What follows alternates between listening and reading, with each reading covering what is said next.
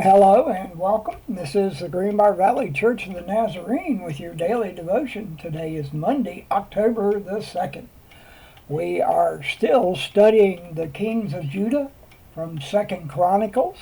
Today we are in 2nd Chronicles chapter 34 verses 1 through 7. Here's the word of the Lord. Josiah was 8 years old when he became king, and he reigned in Jerusalem 31 years. He did what was right in the eyes of the Lord and followed the ways of his father David, not turning aside to the right or to the left. In the 8th year of his reign, while he was still young, he began to seek the God of his father David. In his 12th year, he began to purge Judah and Jerusalem of high places, Asherah poles, and idols. Under his direction, the altars of the Baals were torn down. He cut to pieces the incense altars that were above them, and smashed the Asherah poles and the idols. Then he broke to pieces and scattered over the graves of those who had sacrificed to them.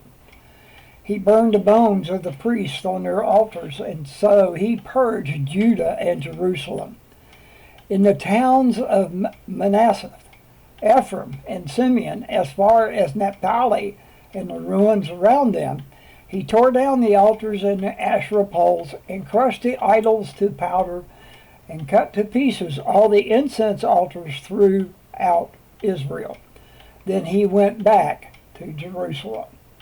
And that is the word of the Lord.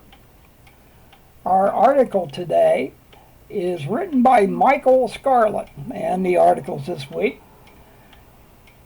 Michael is the pastor of the Hilltop Church of the Nazarene in Kilgore, Texas.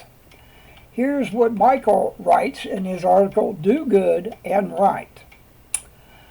There's a recurring pattern we find in the book of 2nd Chronicles, the faithful kings of Israel doing good and right in the eyes of the Lord, and those unfaithful kings doing evil in the eyes of the Lord.